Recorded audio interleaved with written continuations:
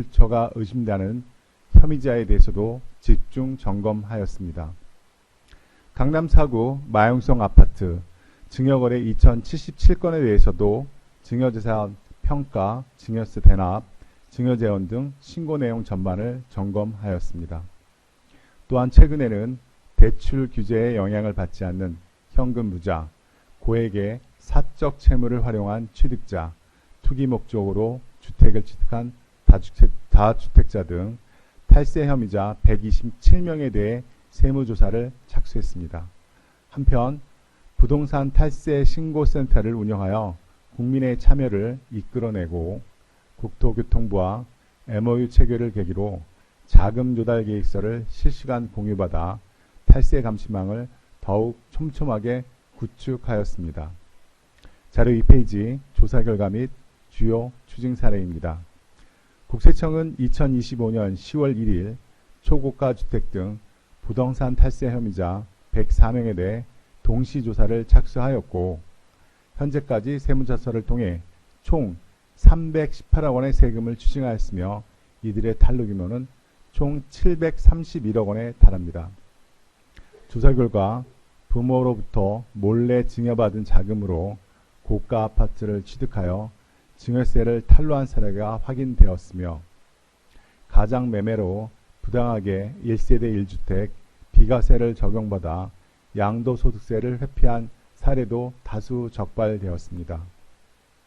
또한 부동산 증여 거래 과정에 드러난 양도세, 증여세 탈루뿐만 아니라 자금 원천이 사업소득 및 법인자금 유출과 관련된 경우 사업체까지 조사 범위를 확대해 법인세, 소득세 등 누락된 세금을 빠짐없이 추징하였습니다. 조사 과정에서 사기나 그 밖의 부정한 방법으로 조세를 포탈한 사실이 확인된 건은 40%에 상당하는 부당과소 신고 가산세를 부과하는 한편 조세범 처벌법에 따라 세금 추징 외에도 응당한 처분을 받을 수 있도록 6명은 검찰에 고발하고 4명은 벌금 상당액 7억 원을 통고 처분하는 등 엄정하게 조치하였습니다. 자료 3페이지입니다. 특히 조사 대상자뿐만 아니라 부정행위에 가담한 것으로 확인된 관련자도 예외 없이 고발하는 등 처분하였습니다. 명의신탁 등 부동산 실명법 위반 행위가 확인된 20명에 대해서도 과징금 부과 및 형사처벌 등 조치될 수 있도록 관할 지방자치단체에 통보하였습니다. 조사 과정에 적발된 주요 추징 사례 및 조치사항은 뒤에서 말씀드리겠습니다. 자료 4페이지 향후 계획입니다. 국세청은 부동산 취득, 보유, 양도 등 거래 전 과정에 발생하는 탈세 위험 요인을 조기에 포착하고 탈세 행위가 확인될 경우 세무조사를 실시하는 등 강력하게 대응해 나갈 것입니다. 다주택 중과 재개 후 증여거래가 늘어날 우려가 있는 만큼 다주택자 증여거래를 중심으로 증여재산을 저가 평가하거나 증여세를 대납하는 등 편법 증여가 없는지 검증할 예정입니다. 또한 부모가 보유한 아파트를 시세보다 현저히 낮은 가격으로 자녀에게 양도하거나 매매 형식을 위장해 사실상 증여하는 경우 등 세금 회피 목적의 가족 간 편법 거래도 꼼꼼히 살펴볼 것입니다.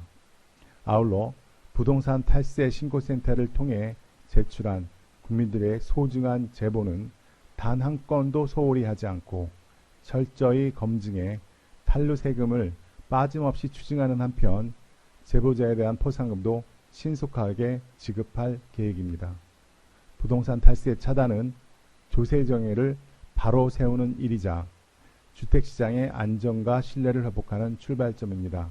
앞으로도 국세청은 부동산 탈세에 단호히 대응해 나갈 것이며 탈세는 반드시 적발된다는 원칙을 지켜내겠습니다. 다음은 자료 5페이지 세무조사 사례 1번입니다. 대금 지급 능력이 없는 지인에게 저가 아파트를 허위로 이전하고 고가 아파트를 부당하게 비과세 받은 것이 확인되어 양도소득세 10억을 추징하고 본인을 포함한 관련자 3명을 검찰에 고발하였습니다. 7페이지 사례 3번입니다. 양도세 탈루 목적으로 동생과 짜고 다가구 주택의 건물만 명의 이전 후 고가 아파트를 부당하게 비과세 받은 것이 확인되어 양도소득세 4억 원을 추징하고 본인과 동생에게는 벌금 상당액 1억 원씩 통고 처분하였습니다. 9페이지 사례 5번입니다. 외국인을 상대로 미등록 여행업을 영위하면서 신고 누락한 현금 수익 금액으로 초고가 아파트를 취득한 것이 확인되어 미등록 여행업체는 직권으로 사업자 등록하고 부가가치세 및 종합소득세 25억 원을 추징하였습니다. 이상으로 브리핑을 마치겠습니다. 경청해 주셔서 감사합니다. 네, 질문 있는 기자님들은 손을 들어주시기 바랍니다. 예, 머니투데이 오세준 기자님. 예, 머니투데이 오세준 기자입니다. 뭐 다른 게 아니라 잠깐 조금 헷갈려서 그러는데요. 이게 지난해 10월 1일부터 한 그 부동산 탈세 관련 조사를 보니까 5건을 발표를 하셨거든요. 네네네. 그거에 대한 총액이 총이 아니라 앞에 제일 앞에 거에 대한 결과가 끝난 거잖아요. 그러면 그 뒤에 네, 후반부 5건 그러니까 그거는 지난 진행 중에 있습니다. 예. 진행 중에 있는 예, 건가요? 예, 예, 그러면 예. 지금 그러니까 이 5건에 총 몇 명, 몇 건인지 그러니까 얼마인지 규모가 지금 통계로 나올 수는 없는 건가요? 현재 지금 집계 중이고요. 아직 끝나지 않은 조사가 있기 때문에 그것도 집계되는 대로 궁금하신 사항에 대해서 발표할 이거는 그러면 첫 있습니다. 번째 초 예, 첫 번째 거는 상당 부분 기간이 오래됐고 그리고 저희가 조사 실적에 대해서 드려야 되기 때문에 지금 저희가 집계해서 말씀드리는 겁니다. 아, 예, 알겠습니다. 네, 데일리안 장정욱 기자님. 네, 데일리안 장정욱입니다. 비슷한 질문인데 지금 오늘 발표하신 요 사례가 그러면 작년 10월 1일 날 이제 시작을 해서 104명에 대해서 104명에 대해서 조사한 결과를 가운데 이렇게 이제 골라서 예, 말씀을 해주신 거죠. 예, 예. 그러면 우리 혐의자가 104명이었으면 거기서 실제 탈루를 확인한 사람은 몇 명이고 그 사람들 총액이 그러면 731억 원이 되는 겁니까? 아, 현재까지 조사가 종결된 게 731억 원이라는 얘기죠. 네. 예, 예, 예. 지금 조사를 그러니까 진행을 하신 게 몇 명 정도 되고 104명을 대상으로 하셨잖아요. 그죠? 네네네네. 거기서 이제 조사가 끝난 분들도 네네네네. 계실 거고 남은 부분들 계실 거 아니에요. 그죠? 예, 예, 예, 그럼 예. 그러면은 총 몇 분한테서 이 731억 원이 나온 거예요? 104명. 그러니까. 아, 전부 다 조사 대상, 그러니까 조사 대상 헌정한 사람 전부 다 추징세액이 나온 건 아니고요. 그러니까. 예, 80% 정도 인원이라는 것만 말씀드리겠습니다. 대략 한 80명 정도가 731억 원을 예, 탈루를 예, 했다는 예. 거죠. 왜냐하면 그 중에 저희가 확인해 보니까 자금 증빙도 확실하고, 그러니까. 예, 그런 예. 부분들에 대해서는 어쩌면 무혐의 처분해야 104명을 예. 조사했지만 실제 예. 탈루를 한 확인한 80명 사람은 한 정도가, 80여 명. 예, 80여 알겠습니다. 명 정도가 됩니다. 예. 아시아경제 주상돈 기자님. 네, 안녕하세요. 아시아경제 주상돈입니다. 사례 2번 여쭤보고 싶은데요. 네. 이게 1세대 1주택 비과세를 적용해서 양도세를 신고한 거잖아요. 네, 이 네. 양도세 신고한 금액은 얼마인지 확인이 가능한지 궁금하고요. 네, 그다음에 이게 가장 매매면 네. 결국은 가장 매매에서 그 양도세 중과에 대한 양도세를 그러니까 여기서 확인해서 징수한 걸로 추징한 걸로 확인이 되는데요. 네. 그러면 이 가장 그러니까 허위로 매매한 이 물건은 다시 소유권이 돌아가는 건가요? 어떻게 되는 거예요? 가장 매매 부분에 대해서는 소유권 여부는 저희가 세법상 부분이랑 관련이 없는 거고요. 일단은 그 저가주택 매매가액은 3억 원대라는 거 말씀을 드리고요. 가장 고가주택 부분은 한 15억이고 양도세도 6천만 원 가까이 납부를 했습니다. 네. 네네. 그러니까 한 주택을 가장 매매하게 되면 이제 1세대 1주택이 되니까 상당 부분 세액이 줄어들게 되니까 그걸 이용을 한 거거든요. 근데 2주택자가 되면 이제 중과세가 되니까 일부러 가장 매매 형태를 띈 거죠. 예. 네, 연합뉴스 이대희 기자님.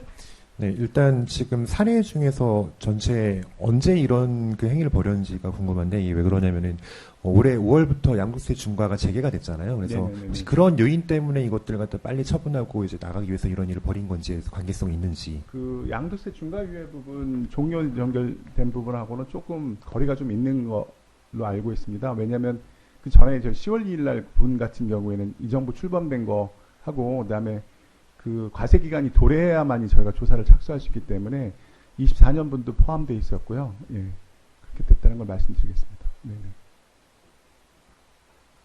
네, MBN 이혁근 기자님. 네, MBN 이혁근 기자입니다. 사례 4번 관련해서 좀 여쭤보겠습니다. 축산물 업체 법인에서 매출 30억 원 가량을 빼돌렸다는 의미인데 네.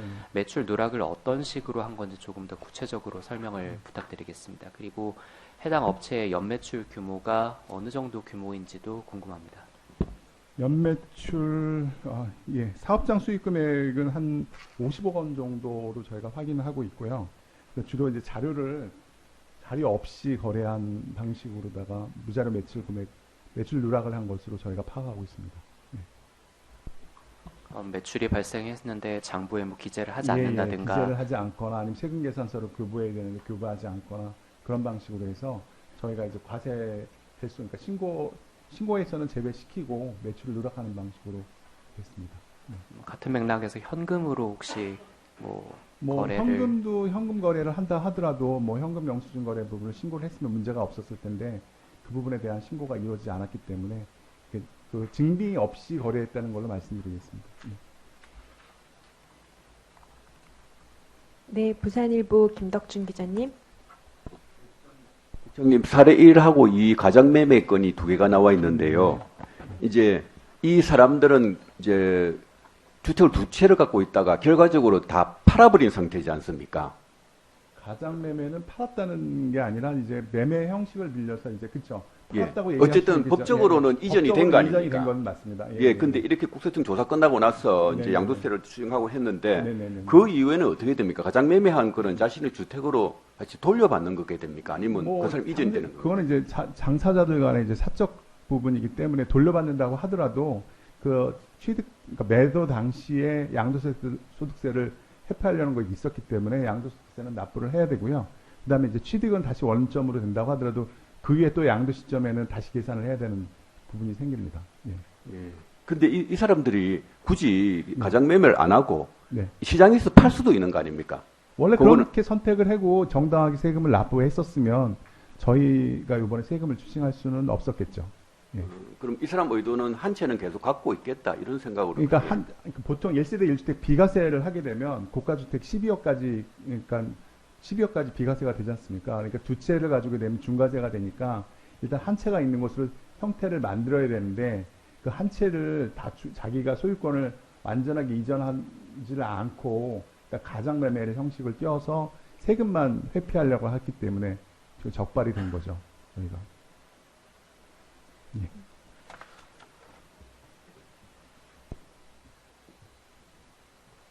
네, 기자님들 질문이 더 없으신가요? 예, 이데일리 김미영 기자님. 그 부동산 탈세 신고센터 운영하시는데요. 네네. 1000건 넘게 신고 들어왔다고 하셨는데 네네네. 이게 좀 유의미한 제보들이 어느 정도 되는지 이게 그리고 제보가 들어오면 네네네. 검증하고 하시는데 시간이 오래 걸리실 거잖아요. 네네네. 처리 진행상 어떻게 되는지. 그건 아마 이제 별도로 한번 저희가 내용을 정리해서 말씀드릴 기회가 있을 겁니다. 예, 왜냐하면 지금 그러니까 상당 부분 많이 들어오고 있는데 그 증빙이 좀 부족하거나 이런 부분들이 좀 있거든요. 그런데 저희가 이제 아까 말씀드린 대로 포상금을 조기에 지급할 계획이라고 말씀드렸잖아요. 그래서 저희가 이제 당사자한테 더 추가적으로 자료 요구라든가 아니면 저희 있는 자료까지 다 종합적으로 검토해서 좀 빨리 추진하려고 하고 있고 그 국민들이 이제 소중하게 탈세 제보를 주신 거를 그냥 저희가 그냥 이렇게 관리라는 명목으로 방치할 수 없기 때문에 그 부분에 대한 거는 아마 나중에 실적이라든가 사례라든가 유형이라는 거는 별도 발표드릴 기회가 있을 겁니다. 네.